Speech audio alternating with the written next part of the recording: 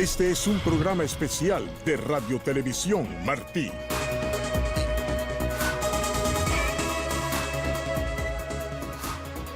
Saludos amigos y bienvenidos a esta programación especial de Radio y Televisión Martí en una producción conjunta con el Instituto Interamericano por la Democracia. Hoy vamos a hablar de Argentina, el futuro de Argentina. Y lo hacemos porque tenemos el gusto, el honor, el placer de tener a dos prominentes abogados que han venido aquí a Miami para llevar a cabo una magistral disertación en el Museo Americano de la Diáspora Cubana, conocido como el Cubano, el Museo Cubano de aquí, donde allí se produjo una presentación, una conferencia sobre la legalidad en Argentina, sobre la crisis del poder judicial en Argentina. Esta conferencia fue auspiciada por el Instituto Interamericano por la Democracia. Ustedes lo conocen. Aquí en Radio y Televisión Martí tenemos los programas de este tanque de pensamiento, de este grupo que se dedica a defender las libertades individuales y colectivas en toda nuestra América. Y es por eso que está con nosotros el doctor Carlos Sánchez Berzaín para acompañarnos en esta conversación que tendremos con el doctor Gerardo Ibáñez, exdirector de la Oficina de Ética Pública de Argentina, además de un prominente abogado penalista, y del doctor Gerardo Palacios Hardy, vicepresidente de la Asociación por la Justicia y Concordia, su vicepresidente desde la Fundación. Bienvenidos. Argentina es importante para los Estados Unidos, para la comunidad hispana de los Estados Unidos, para el resto de las naciones, pero particularmente es bien importante para el pueblo de Cuba, para quien nosotros hacemos esta programación que va por todo el mundo. Pero la diáspora cubana, los cubanos tienen un lugar muy especial para Argentina por las relaciones que hemos tenido culturales, históricas. Y aquí en los Estados Unidos la comunidad argentina es una comunidad absolutamente importante, además trabajadora, emprendedora, y hay preocupación sobre el futuro de Argentina. Lo seguimos con mucho detenimiento. La ciudad de Miami es ciudad hermana con Buenos Aires y aquí celebramos la Semana Argentina todos los años. Yo quiero que inicie esta conversación el doctor Carlos Sánchez Berzaín, porque él se enfocó mucho en esta conferencia y hizo esfuerzos extraordinarios para lograr que esta conferencia fuera una realidad. Y el título que le pusieron es bastante llamativo, porque a veces uno habla mucho de Argentina, sobre si Cristina o sobre si Macri, pero hasta ahora no habíamos oído hablar mucho de lo que usted calificó esta conferencia de la crisis del poder judicial en Argentina. Gracias, Tomás. Primero, reconocimiento a nuestro director y miembro del Consejo, Guillermo Lustó, que es el encargado del instituto en la Argentina, que nos ha ayudado a hacer todo esto. Y segundo, decir que ese título que te llama tanto la atención, Crisis del Poder Judicial en la Argentina, es lo más suavecito que hemos podido encontrar para presentar el gigantesco escándalo, la acción criminal del gobierno de los Kirchner, un gobierno castrochavista, un gobierno organizado y sostenido por Chávez y por Castro, que además de desfalcar la Argentina y de hacer todo lo que el mundo conoce, destrozó el sistema de justicia de la Argentina en un acto de venganza verdaderamente criminal que hace que hoy día la Argentina tenga un récord que poca gente conoce. Es el país con la mayor cantidad de presos políticos en las Américas. Tiene más de 3.000 presos políticos y estos presos políticos no son otros que los miembros de las Fuerzas Armadas de la Argentina que derrotaron al terrorismo castrista y criminal en ese momento, en lo que se vino a llamar la Guerra Sucia, que fue un ataque contra la civilidad y la democracia argentina, que fue ganado por las fuerzas del orden, que después fue objeto de acuerdos y de pacificación con una serie de disposiciones, incluida la ley del punto final y otras, pero que cuando llegan los Kirchner deciden sentar un precedente de venganza, reabren toda esa situación y se esperaba el juzgamiento a quienes dirigieron aquello o a los responsables, pero inician procesos que no son procesos judiciales. No se respeta el debido proceso legal, se aplican las leyes retroactivamente, se vulnera todo el principio de legalidad, de presunción de inocencia, y se lo hace con jueces sometidos políticamente e instruidos políticamente por el kirchnerismo, con una prensa cómplice de eso y con un público organizado para eso, y se llega a una situación en la que, de acuerdo a una encuesta que tengo conmigo, hecha en este año precisamente para este foro, esta encuesta tiene un mes, la Argentina preguntada dice, ¿cree que la justicia argentina es independiente? 76,5% no. La empresa es Jacobe y Asociados, una de las más prestigiosas firmas de encuestas argentina e internacional. ¿Cree usted que los fallos de la Argentina son justos? 75,1% no. Y no lo sabe el 15%, o sea que el 90% tiene desconfianza en los fallos de la Argentina. Y nos interesaba presentar esto desde el punto de vista académico y por eso hemos traído notables jurisconsultos argentinos que no tienen posición política, son profesores, son abogados en ejercicio, pero también como el efecto político que el crimen organizado transnacional que se llama castrochavismo, que estuvo y está en la Argentina, que gobernó la Argentina con Kirchner y con la mujer de Kirchner, ha dejado como resultado para el sistema judicial que hoy día es 90% desconfiable y que además tiene más de 3.000 ciudadanos argentinos como presos políticos en la cárcel, cosa que el Instituto ha denunciado reiteradamente. El presidente de nuestro Comité de Derechos Humanos, el embajador Armando Valladares, ha estado en la Argentina, ha visitado cuando le han permitido algunas de esas cárceles y tenemos que seguir haciendo la denuncia, porque aquí no se trata de un tema de ideología, se trata de libertad, de democracia y de derechos humanos. El doctor Carlos Sánchez Berzaín ha dicho algo realmente que es bastante estremecedor, porque cuando hablamos de presos políticos, hablamos de Cuba, de Venezuela, de Nicaragua, de Bolivia, pero como que Argentina está fuera del radar. ¿Qué piensan ustedes?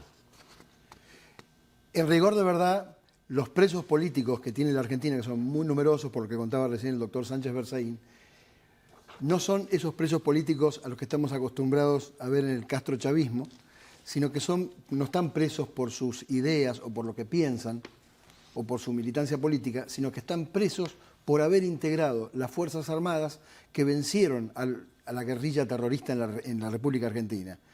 Y están presos... Debían ser héroes, ¿no? Claro, pero además, ¿por qué digo que son presos políticos? Como bien explicaba el doctor Sánchez Berzaín, esto se produce sí y solo sí porque el presidente Kirchner decidió que estos juicios a las Fuerzas Armadas debían hacerse a como dé lugar, sin importar un principal obstáculo que tenía el presidente Kirchner, que es en la República Argentina habían existido 2 leyes de amnistía que habían cerrado absolutamente estos juicios. Bueno, era punto final, ¿no? Correcto, punto final y obediencia debida, se llaman así las leyes.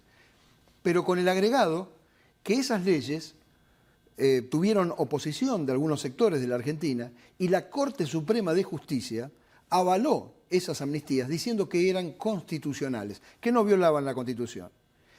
Y lo más llamativo es que el presidente Kirchner se encuentra con este problema y de consuno con sus legisladores y organismos de derechos humanos, lo primero que hace es sancionar una ley que se denominó ley de nulidad. Una ley que en 2 renglones dijo que las leyes números tal y números tal, que eran punto final, obediencia debida, eran insanablemente nulas, como si nunca hubieran existido. Sobre ese punto, en el Instituto hemos desarrollado un concepto que es el concepto de ley infame. Esa ley de nulidad es una ley infame. ¿Qué es una ley infame? Una ley infame es una disposición legal que se aprueba por todos los mecanismos, entre comillas, y procedimientos legales, pero que viola en su objeto y contenido las libertades, los derechos humanos y las garantías constitucionales. O sea, estamos hablando de leyes que violan los valores universales. ¿Qué valores universales viola esa ley, por ejemplo? Viola el principio de cosa juzgada, viola, porque ahí había una resolución de la Corte Suprema de Justicia, viola el principio de presunción de inocencia y viola el principio de retroactividad.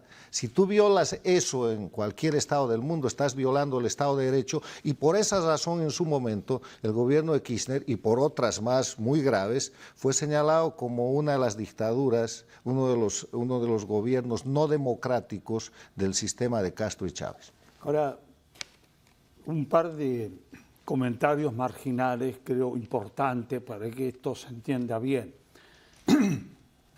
La anulación de las leyes de punto final y obediencia debida, eufemismos para no decir la ley de amnistía, pero realmente en el fondo eran eso, amnistiar a los que habían participado en la guerra contra el terrorismo, la sanción del Congreso como ley.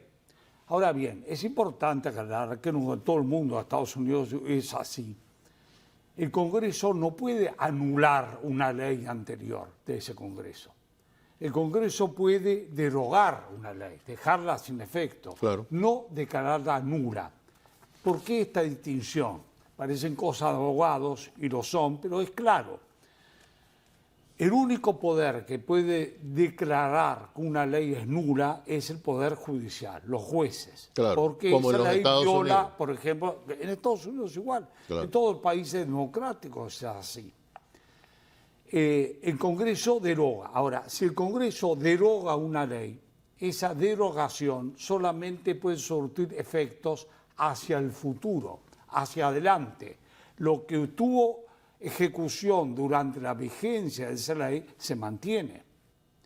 Al declararla nula, lo que consiguen es que esa ley se considere como si nunca hubiera existido. Por lo tanto, los hechos pasados durante la vigencia de esa ley no se pueden tomar en cuenta. Pero esto en Congreso, repito, no puede hacerlo, y lo hizo. Y lo hizo incluso a impulsos, especialmente de una diputada, hoy aliada del macrismo, que fue la que promovió esta ley, movida nada más que por el afán de ver reabiertos los juicios contra militares, y no solo militares, porque la guerra contra la subversión fue de los militares, en sentido amplio, marinos, aviadores, ejército, de las fuerzas de seguridad, policía, pero ellos recibieron una orden política, estaban cumpliendo una orden constitucional, no fue... Bueno, por eso es obediencia debida, ¿no? Sí. Porque un militar tiene que responder a las órdenes políticas. Exactamente. Y el segundo factor que es importante señalar, que no hay que omitir, es muy importante para entender el proceso argentino, fue que no solo hubo esta amnistía encubierta bajo esos nombres, obediencia debida, punto final. No solo eso. Esas leyes las hizo sancionar el expresidente Alfonsín, que fue el que sucedió inmediatamente a los gobiernos militares y que había enjuiciado a los jefes militares que encabezaban las juntas que gobernaron el país entre el año 76 y el año 82, final de 82. Fueron enjuiciados y condenados por una Cámara Federal, los jefes militares principales. Por lo tanto, y hubo otro juicio con condenas a militares, policías, etc. A Alfonsín lo sucedió como presidente Carlos Menem. Carlos Menem sancionó decretos indultando a todos los que estaban presos con condena facultad del presidente de la Nación Argentina, como es facultad del presidente de Estados Unidos. Claro, el perdón presidencial. El perdón presidencial. Indultó a los militares, policías y terroristas presos por los hechos de los años 70. Con lo cual fueron puestos todos en libertad. Y ahí se terminó. El presidente Menem dijo: queremos reconciliar después de estos años definitivamente los argentinos, en indulto. ¿Qué ocurrió cuando vinieron los Kirchner? Antes, la Corte Suprema, hubo quienes recurrieron a los indultos inconstitucionales. La Corte Suprema, gobierno democrático, declaró que esos indultos eran constitucionales. La Corte Suprema. Uno hubiera dicho: se acabó el tema, no más discusión. Vino Kirchner. Lo primero que hizo fue un verdadero golpe de Estado y se sacó la Corte Suprema que tenía la Argentina de encima. Y nombró nuevos jueces. Los amenazó con juicios políticos, fue un escándalo, los forzó a renunciar a otros, etc. Conformó una Corte Suprema a su antojo. ¿Qué hizo esta nueva Corte? Declaró inconstitucionales los indultos de Menem. Validó la nulidad, validó la nulidad declarada de las leyes de amnistía y declaró inconstitucional los indultos que la Corte anterior, pocos años antes, había declarado absolutamente constitucionales. Bueno, eso es castrochavismo puro. ¿Así? O sea, eso es la ruptura del Estado de Derecho. Esto es objetivo, no es que estamos haciendo una interpretación de las cosas. Así fue, son hechos. Y fueron a la cárcel de nuevo. Y fueron a la cárcel, o sea, ahí se iniciaron nuevamente los juicios, que ya esos hombres enjuiciados, ¿no es cierto?, no podían ni siquiera presentar. Pero no se puede pruebas. juzgar a una persona 2 veces. Pues en la Argentina sí. Esas maniobras de Y pinza. 3, y 4 veces, y 5 veces, la misma persona, pues se agregan nuevos hechos, nuevas culpas. Se lo hace culpable a supongamos un militar. Es típico de los militares que tengan destinos diversos a lo largo de su vida militar. Un día está en la Argentina, es un país grande, ¿no es cierto? Un día está en el norte, otro día en el sur. Y de esa manera van ascendiendo sus grados militares. Ahora, supongamos que está comprobado que había focos guerrilleros terroristas en la provincia de Tucumán, digamos, una provincia argentina pequeña. Un militar, por el hecho de haber estado destinado en esos años en Tucumán, aunque fuera en una oficina administrativa del ejército, supongamos, hay presunción de que fue responsable por la represión que se hizo del terrorismo en esa provincia, por el solo hecho de haber estado allí. Que Gerardo Ibáñez, que es abogado defensor y de los buenos y bravísimo, diga si no es así, lo ha vivido en los juicios en estos años.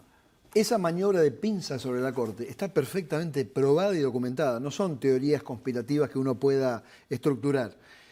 El candidato Alberto Fernández, que ganó estas elecciones PASO, como se llama en la Argentina, estas primarias, hace unos años, cuando no se imaginaba que iba a ser candidato a presidente, en un programa de televisión, él reconoció que Kirchner reunió a los ministros de la Corte, que estaban en la Corte, algunos que se quedaron y otros que se fueron. A los jueces de la Corte, porque él los necesitaba, porque el Poder Judicial tenía que convalidar esta nulidad de las leyes de amnistía.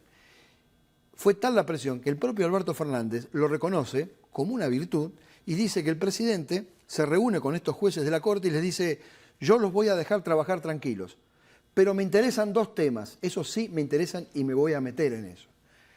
La cuestión de los depósitos en dólares, ustedes recordarán que la Argentina en fines del 2001 tuvo una crisis exponencial, y los juicios a los militares por presuntas violaciones a los derechos humanos. Claramente el propio hoy candidato Alberto Fernández reconoce esto, pero aparte hay jueces que fueron desplazados y han escrito un libro, como por ejemplo Adolfo Vázquez, que escribió un libro que se llama Asalto a la Justicia, donde él cuenta el modo tremendo en que él fue presionado para que renuncie. Y aparte, esta presión sobre la Corte destila sobre las instancias inferiores, que es donde se están sustanciando los juicios. Y estos juicios, y esto es importante destacarlo, se están realizando en algunos casos a 40 o a 45 años de los hechos. Es Entonces, No hay estatuto de limitaciones. de ninguna manera. Entonces, yo tengo defendidos que tienen hoy 70 o más de 70 años y tienen que defenderse por hechos que se cometieron cuando ellos tenían 21 años, 22 años, donde la situación del imputado es que tiene que hacer frente a un proceso donde ya está preestablecido que él va a ser condenado, salvo que él pruebe lo contrario. O sea, se invierte el principio de presunción de inocencia. Eres culpable y tienes que probar tu inocencia, pero además de eso hay una cosa que el doctor acaba de decir, el doctor Ibáñez. Estos 3.000 o más presos políticos que hay en la Argentina, porque no hay otro nombre para esta serie de crímenes que se cometen contra la libertad, el derecho de defensa y contra la garantía del ser humano de vivir, son ancianos. Es gente que tiene más de 65 años. ¿Cuál es el promedio? La gran de los mayoría presos están políticos? entre más de 70 y 90 años. Porque esta situación se produce en la década de los 70. Entonces, el kirchnerismo, además de meter presos políticos, ha puesto de presos políticos en un acto de venganza a un conjunto de señores, de personas de la tercera edad, que no importa el grado que tengan, hay sacristanes, hay cocineros, hay oficinistas, lo que fuera. Esto ha sido masivo y por eso es que lo queremos denunciar. El kirchnerismo, entre las cosas que le deja a la Argentina, además de una gran crisis económica, además de haberse robado más de 120.000 millones de dólares, como dicen las noticias, le ha dejado más de 3.000 presos políticos y yo quiero aprovechar este escenario para que los candidatos Macri y Fernández respondan qué van a hacer con los presos políticos de la Argentina. Macri los ha ignorado solemnemente y ese es uno de sus actos de responsabilidad. Y Fernández, que tiene entre otros esta confesión que el doctor Ibáñez ha mencionado, ¿qué va a decir? Este es un tema que tiene que volverse un tema de la campaña en la Argentina y un tema de la campaña a nivel americano y a nivel mundial, porque no puede ser que la gente que ha combatido con órdenes legales, en un marco legal establecido y que ha sido juzgada por haber combatido contra el terrorismo, que es un crimen de lesa humanidad, sea hoy día preso político en la Argentina. En Cuba, doctores, a una persona la ven, a un ciudadano, la ven parado cerca de un lugar y la policía presume que va a cometer un delito.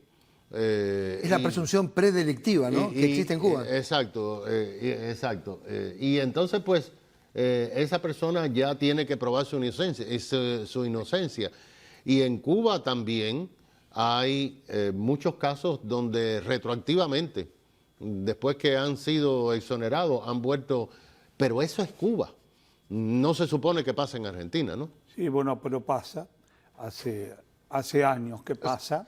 Pasa porque Cuba llegó a la Argentina de manos de los Kirchner, porque cuando Chávez se asocia con Fidel Castro el año 99 y juntos emprenden el movimiento bolivariano, ALBA, van a salvar, ponen primero en el gobierno a los Kirchner en la Argentina, porque si no de otra manera no hubieran llegado, y después van a salvar la crisis en la que estaban estos. No hay que olvidar que Chávez es quien le da dinero para evitar la caída de la economía argentina cuando el Fondo Monetario no le daba un peso a Kirchner, pero más que eso, que aquí en Miami se ha descubierto el tráfico de maletas de dinero llevadas por un ciudadano que vivía en Key Biscayne para la campaña de los Kirchner. Traficaban con dinero traído de Venezuela a través de Estados Unidos para llevárselos a los Kirchner. Una empleada de aduana abrió una valija que debía pasar sin control, fue como un accidente. Sí, ellos escogen cada cierto número de valijas, escogen una. Fue un accidente porque la puerta donde debía bajar ese avión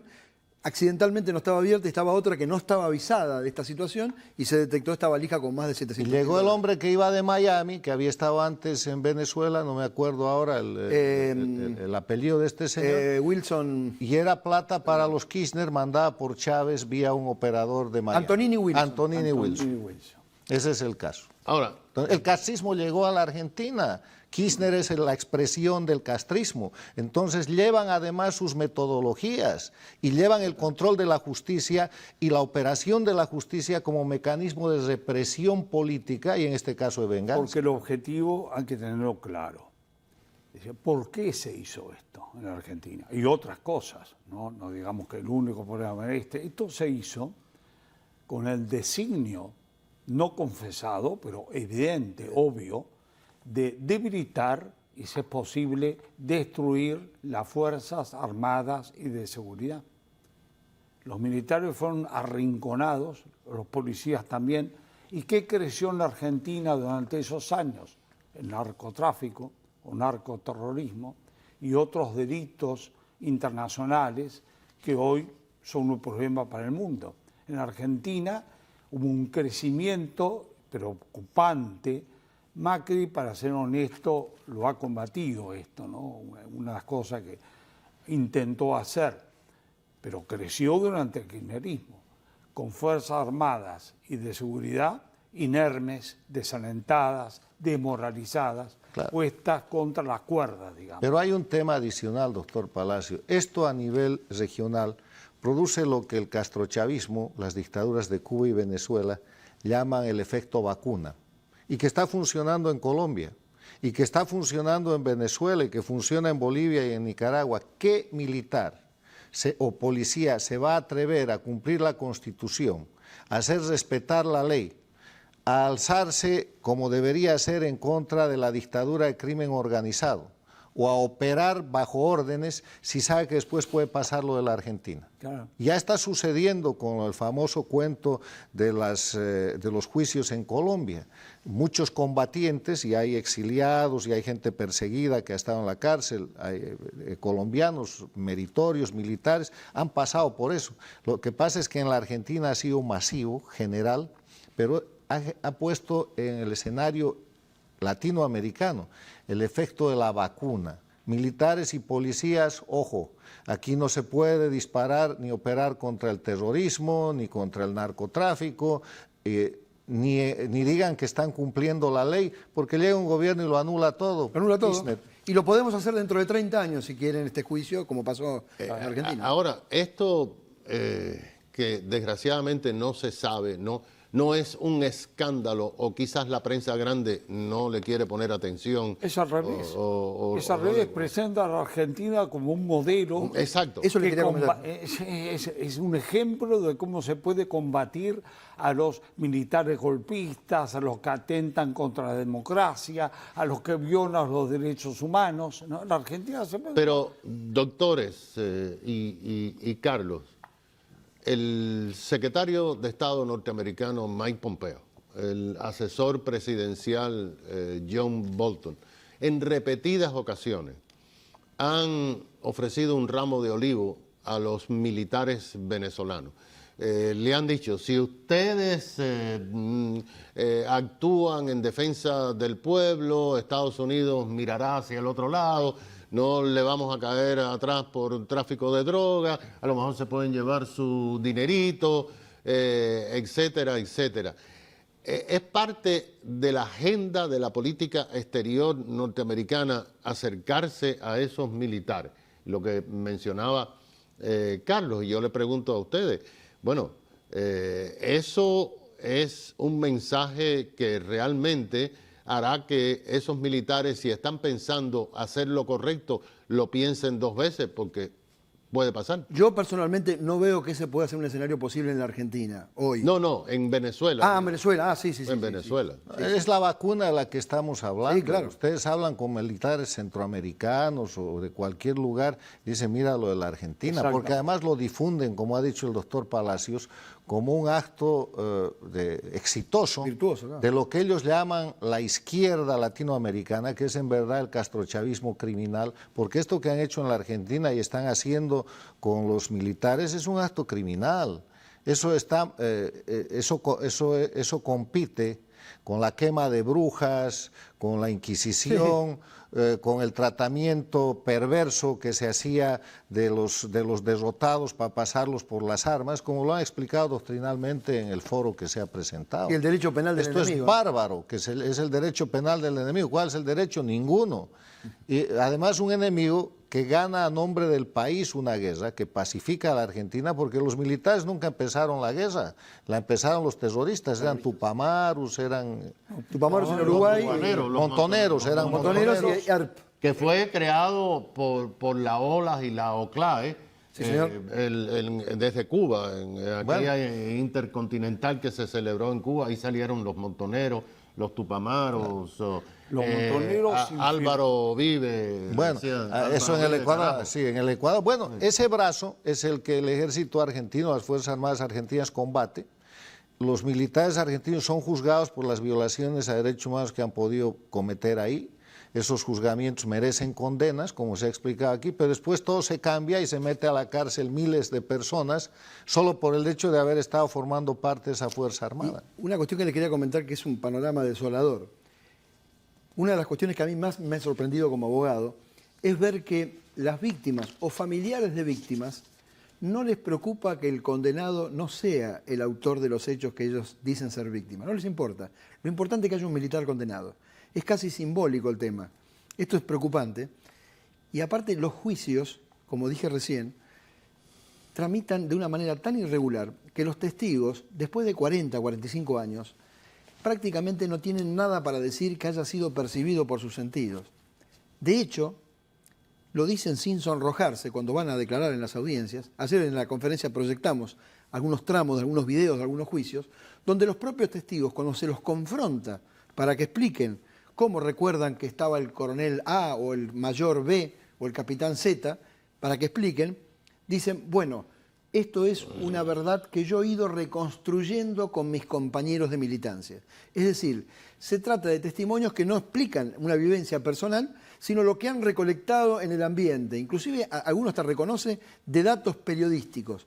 Esos son los juicios que se están sustanciando. Este es el gran problema que tenemos los abogados defensores, que como dije inicialmente, tenemos que luchar para derribar ese estado de culpabilidad con la que iniciamos los juicios.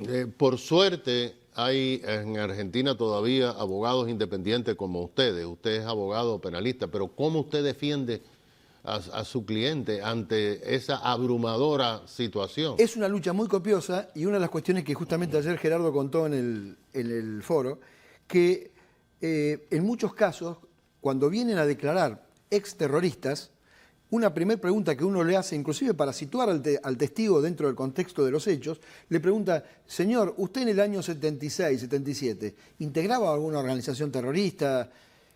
Esa pregunta es automáticamente cercenada por el presidente del tribunal, que dice, no, esa pregunta no se puede hacer porque usted lo que está haciendo es revictimizar al testigo. Con lo cual, inclusive cuando empieza la audiencia, el presidente le dice, bueno, señor, usted va a declarar, usted es víctima. Ya le dicen que es víctima al testigo víctima, antes de que lo haga y antes que se demuestre. Esta es la situación. Aquí la pregunta es quién es la víctima, ¿no? Y yo creo que las víctimas son los militares que están de presos políticos y de eso se trata. Y en ese plano me gustaría a mí, Tomás, saber qué futuro se ve en este tema en la Argentina. ¿Se van a morir en la cárcel estos 3.000 presos políticos? ¿Se van a morir criminalizados injustamente? ¿O hay alguna posibilidad de que el mundo mire a la Argentina, el mundo civilizado, Estados Unidos, la Unión Europea, el mundo democrático, recuerde que hay algo que se llama due process, debido proceso legal, presunción de inocencia, cosa juzgada y retroactividad de la ley? Y pongan la cara en la vista en la Argentina y esto se componga. La mayor dificultad que hemos tenido nosotros, desde nuestra asociación de abogados, que hace más de 10 años venimos luchando por esto, ha sido, yo no quiero usar palabras fuertes como complicidad o algo similar, pero ha sido por lo menos la falta de interés y de receptividad que hemos venido encontrando en los organismos, por ejemplo, interamericanos, que debieron ser los primeros en denunciar lo ocurrido. Bueno, pero como ahí está, la Comisión Interamericana de Derechos Humanos. Controlada por el castrochavismo que puso a todos sus miembros. Bueno, sí, ahí silencio absoluto. Nos recibieron después de 10 años por primera vez para una audiencia en Colorado, Estados Unidos, en la Universidad de Bower, la comisión, unos delegados de la Comisión Interamericana el año pasado, en octubre.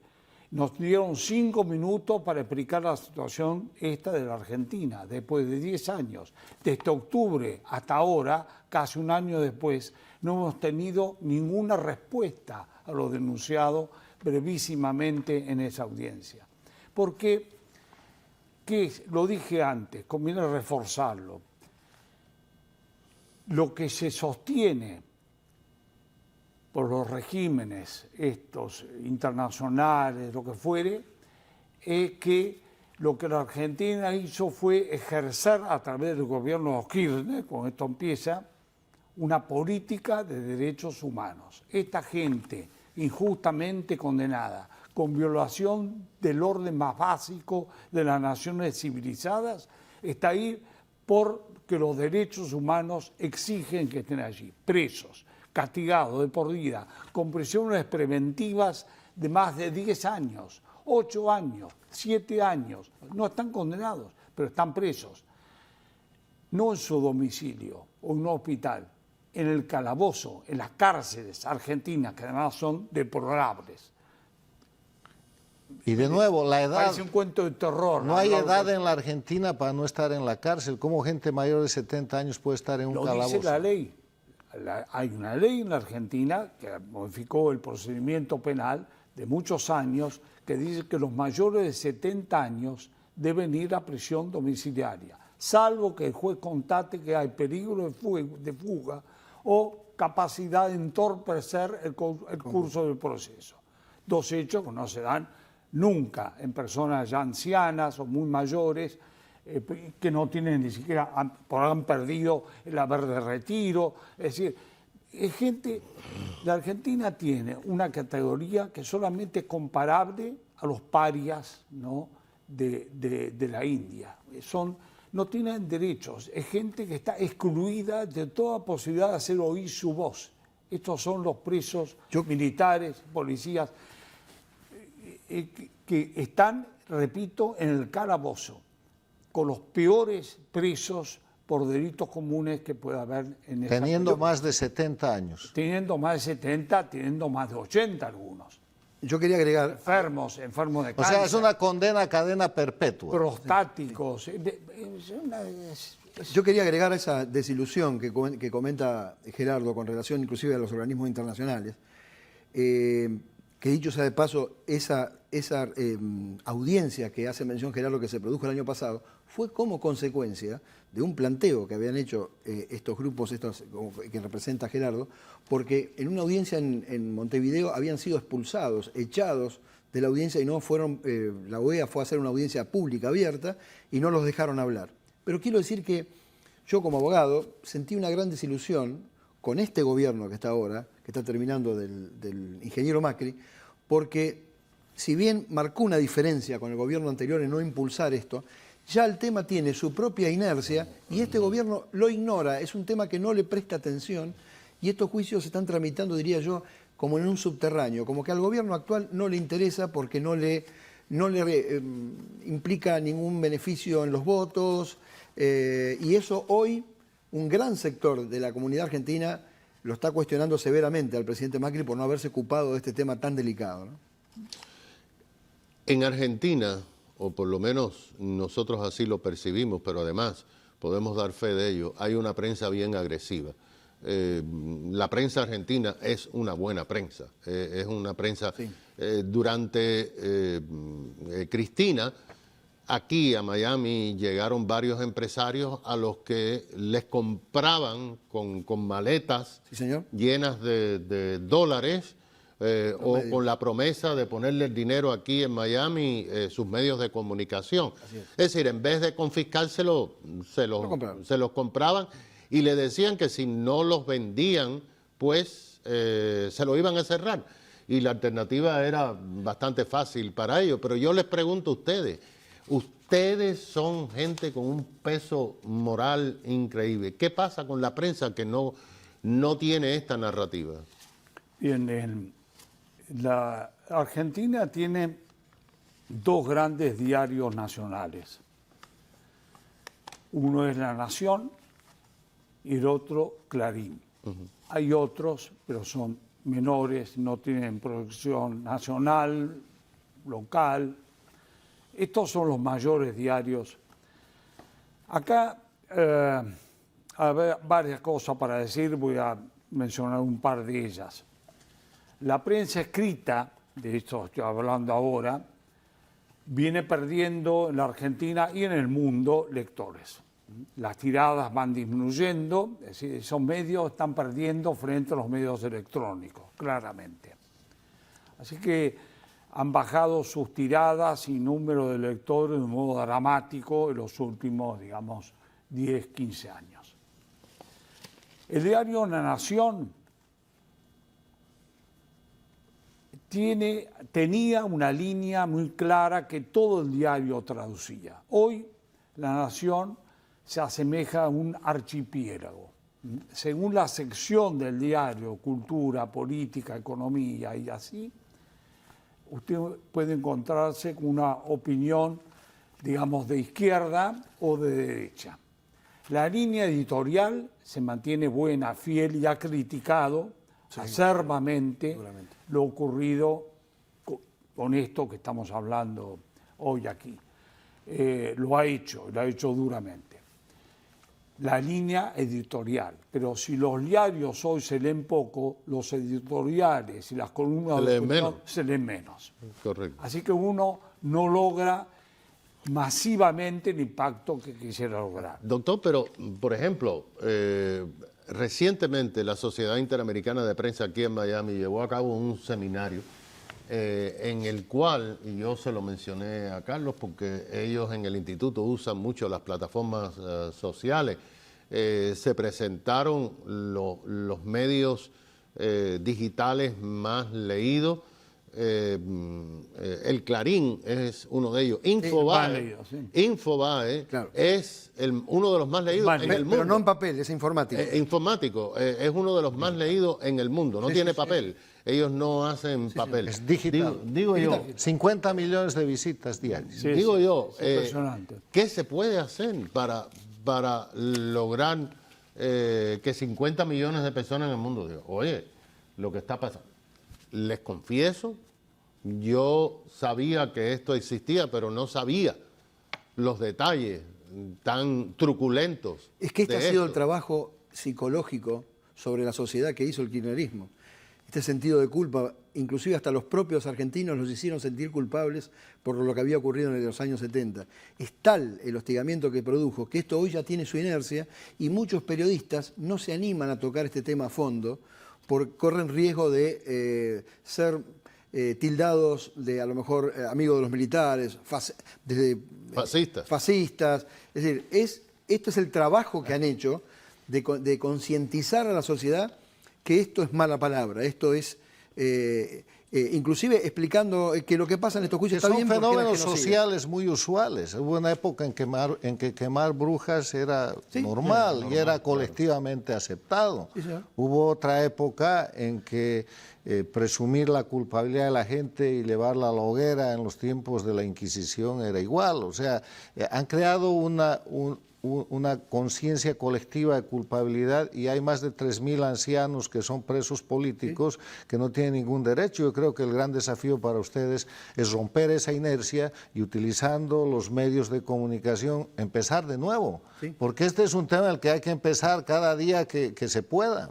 Carlos, hace 2 años, o un poquito más tal vez, te vas a recordar, a raíz de una situación de estas escandalosa en los juicios llamados de lesa humanidad, el diario La Nación publicó una nota editorial muy extensa denunciando esto, que tuvo bastante repercusión, porque son pocos los que se animan a decirlo. ¿Saben qué ocurrió en el diario? Se formó inmediatamente, yo lo llamo un soviet de empleados y periodistas, y tomó el diario, la redacción. La tomó, lo ocupó, y la mantuvo ocupada durante un día. En protesta por el en editorial. protesta por el editorial del diario. ¿Te recuerdas? Totalmente. Castrismo. El castrismo llegó a la Argentina. Otra prueba cabal de lo que estamos diciendo, y pasa con este gobierno de ahora. En la provincia de Buenos Aires, que es la provincia más importante de la Argentina, su gobernadora es un alfil claro de Macri, no es kirchnerista ni mucho menos. En su gobierno se determinó que era obligatorio, mejor dicho, que estaba prohibido en la administración de la provincia de Buenos Aires negar que los desaparecidos en la Argentina fueron 30.000. Hoy está absolutamente probado que los desaparecidos, y aclaro esto, con que haya un desaparecido es muy grave. Claro. Quiero decir esto, pero no pasan de los 7.000 y pico los desaparecidos. Están documentados, con los nombres, con sus familiares que han sido indemnizados. Nadie puede creer hoy que después de tantos años haya 22.000 familias, 21.000 familias que nunca hicieron un reclamo, que nunca percibieron ninguna indemnización. Pero hoy, si uno dice no son 30.000 desaparecidos, está condenado al hostigamiento absoluto. Políticamente es incorrecto decir dentro eso. de poco, Bueno, penalmente, hay ya proyecto de ley en el Congreso. Como en Alemania, el negacionismo creando alemán. el delito de negacionismo, que expresamente dice que el que niegue que ha habido 30.000 desaparecidos en Argentina tiene una claro, condena. es negacionismo. Penal, es negacionismo, un delito nuevo. En Cuba, en 1959, la prensa, después de la caída de Fulgencio Batista, Sí. asumió una frase de Fidel Castro, que Batista tuvo 20.000 20.000, muertos. sí. 20.000 muertos. Ese titular se convirtió Quedó grabado. en historia. Historia. Real. No se puede discutir. No se puede discutir. No se puede discutir. Y se ha documentado, la gente, han habido historiadores que se han interesado en ese tema. Y como tú dices, uno es malo. sí.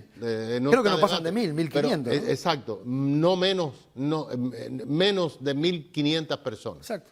Pero 20.000 son los militares. Claro, ellos no le hicieron juicio. Días después de la huida de Fulgencio Batista, Raúl Castro hizo una fosa común y fusilaron 75 militares en una noche, así, de fusilamiento. Entonces, la verdad, Carlos, el instituto hace bien, pero ¿qué más?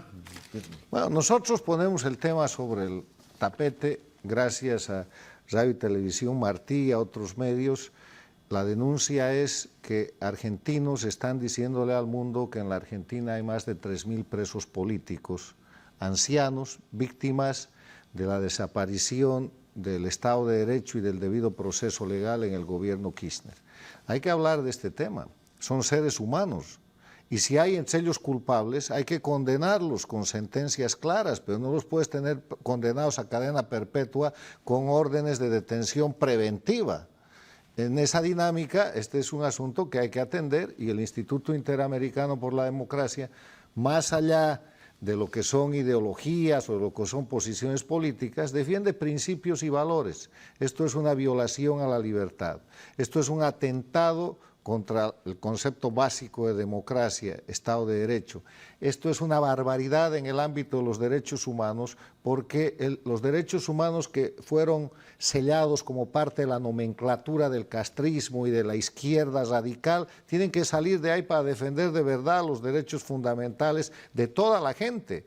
La pregunta es de qué humanos son los derechos, de todos los seres humanos tienen derechos humanos y los militares argentinos también. Entonces, esas son las cuestiones que planteamos desde el punto de vista de los principios y esperamos que el mundo libre, que el mundo civilizado atienda y ponga sus ojos en Argentina. Y el futuro de Argentina, porque ustedes están hablando de algo que el mundo no conoce y que nosotros nos sentimos sumamente orgullosos de que se pueda usar este vehículo para decirlo. Pero evidentemente una dama de Kirchner pues está abocada a volver a obtener el gobierno de la nación argentina. Un poco de esperanza nos queda. Algunos argentinos tenemos esperanza de que esto pueda revertirse en los meses que faltan. Va a ser muy difícil, pero si vuelven los kirchneristas la situación se va a poner muy dramática, mucho más de lo que está, a mi juicio, ¿no? Legalmente, doctor, ¿qué mecanismos hay para no gritar, no protestar, sino para que hubieran mecanismos legales que puedan rectificar alguna de estas cosas, ¿no? Es que las leyes, el derecho en Argentina, por usar una palabra, un adjetivo de moda, se han vuelto casi completamente líquidos. Esta expresión de Bauman, ¿no? Este polaco, ¿no? Que escribió sobre la sociedad líquida, la cultura líquida. Es como que se ha licuado. Hoy buscar en los jueces argentinos, hablando en general, los hay buenos todavía, ¿no es cierto? Pero en fin, no son muchos. Buscar en general en los jueces argentinos la protección de los derechos personales, de los derechos que tienen las comunidades, ¿no es cierto?, privadas o semipúblicas. Es como yo diría jugar a la lotería. Se puede tocar el número, pero es difícil que le toque a uno. Así que no es que uno no tenga esperanza, pero el deseo de que las cosas anden bien no alcanza con desearlo solamente. El hecho al que nos enfrentamos, si vuelve lo que llamamos kirchnerismo, vuelve peor quizá de lo que era cuando se logró 4 años atrás que dejaran el gobierno. Porque la verdad es que uno de los fallos de Macri, fracasos se puede decir, es que aquellos perdieron el gobierno, pero no el poder. Estas distinciones hay que hacerlas en la Argentina. Claro. ¿No? Puede que usted controle ministerios, reparticiones públicas y no tenga poder. Por los kirchneristas se cuidaron, después de 12 años de gobierno, de cubrir las organizaciones, estamentos principales del Estado con gente adicta. Incluso antes de irse, sabiendo que iban a irse, hicieron una maniobra y llenaron estas entidades con gente propia. Llegó el macrismo, algo hizo, pero no lo suficiente. Ahí quedaron como agentes más o menos encubiertos, boicoteando la acción del gobierno de Macri. Bueno. Una cosa que quería agregar, perdón, volviendo al tema inicial que nos convocó, que era el tema del Poder Judicial. Kirchner lo que hizo es inoculó un cáncer en el edificio institucional de la Argentina y para lograr eso les puso a los jueces la facultad de que las leyes básicas, elementales, puedan ser objeto de interpretación, para que los jueces las normas pétreas que no pueden violarse, que son claras para el principio de legalidad, los jueces las pueden interpretar como quieran en beneficio de una política de Estado, como dijo recién. Es bochornoso ver un juez que hable. Nosotros tuvimos un presidente de la Corte que dijo, esto es una política de Estado hacer estos juicios. Ahí ya tuvimos todo el mensaje de qué es lo que estamos hablando. Se rompió el principio de legalidad y hoy el Poder Judicial está al servicio de los designios políticos, que en este caso ya sabemos cuáles son, ¿no? Bueno, el tema es que ni siquiera es una política de Estado, es una política del régimen, porque es la misma política que aplica Chávez y ahora Maduro en Venezuela. Es la misma política que aplica Ortega con Murillo en Nicaragua, en Cuba desde hace 60 años, hoy Díaz Canel, antes los Castro, en Bolivia Evo Morales. ¿De qué se trata la política? El Poder Judicial es un instrumento del gobierno y ese instrumento del gobierno sirve para amedrentar, sirve para someter, sirve para perseguir y sirve para liquidar gente. En Bolivia lo han hecho.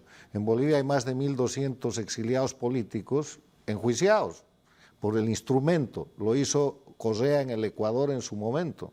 Hay presos políticos en todos estos países. ¿Por qué? Porque se usa el Poder Judicial y en general, caso que se ha hecho en la Argentina, el acusador acusa a la víctima de sus propios crímenes. Maduro hace una masacre, mata a estudiantes en la calle y lleva a juicio a los manifestantes y condena a casi 14 años de cárcel a Leopoldo López, que era la víctima, era el marchista, era el tipo que estaba reclamando por la libertad y la democracia. Ha sufrido cárcel, está condenado por la justicia de la dictadura, con leyes infames y con jueces infames. Eso no tiene ninguna diferencia con lo que pasa en la Argentina. O sea, es un sistema por el cual el Poder Judicial se vuelve el instrumento de represión de los gobiernos castrochavistas. Y con esto que ustedes dicen, a mí no me queda duda que el kirchnerismo es un gobierno castrochavista más y que la Argentina está en el grave riesgo de volver a ese sistema de manos de Fernández Kirchner. Y entonces, si nosotros fuéramos a hacer un pronóstico desde el punto de vista económico, social, ¿qué le espera a Argentina en los próximos años si ocurre pues la desgracia de que el kirchnerismo vuelva al poder? Porque ya vimos un éxodo muy grande de argentinos, de capital argentino aquí a Miami. Sí. No es que nos alegremos de cosas, pero Miami ha sido beneficiado por todos estos regímenes porque han... Hay un detalle que es determinante, que para mí es contundente.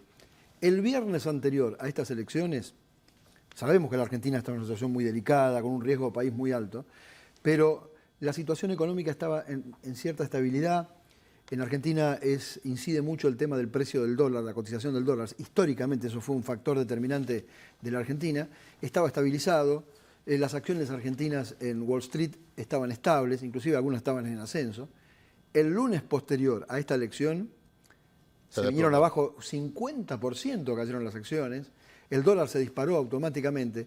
Y eso es una clara muestra. Los mercados reaccionaron rápido porque saben que la posibilidad de que ganen los Fernández traen estas consecuencias. Es decir, los mercados saben qué es lo que va a pasar si vienen... ¿Y el pueblo qué dice? El pueblo argentino. Ese es el tema, porque los mercados no votan. Pero eso hay que continuarlo, porque el tiempo se nos ha terminado. Yo quisiera agradecerle al Instituto Interamericano por la Democracia que se haya unido a la producción de Radio y Televisión Martí para ofrecer esta esclarecedora conferencia. De hecho, vamos a estar en el futuro pues en el aire con esta conferencia que ustedes brindaron aquí en Miami. Ha sido un placer tener al doctor Gerardo Ibáñez, al doctor Gerardo Palacios Hardy, por supuesto, al doctor Carlos Sánchez Berzaín. La idea es de que el pueblo cubano esté informado de todo lo que pasa, porque información es poder. Soy Tomás Regalado y los invito a que continúen con Radio y Televisión Martí.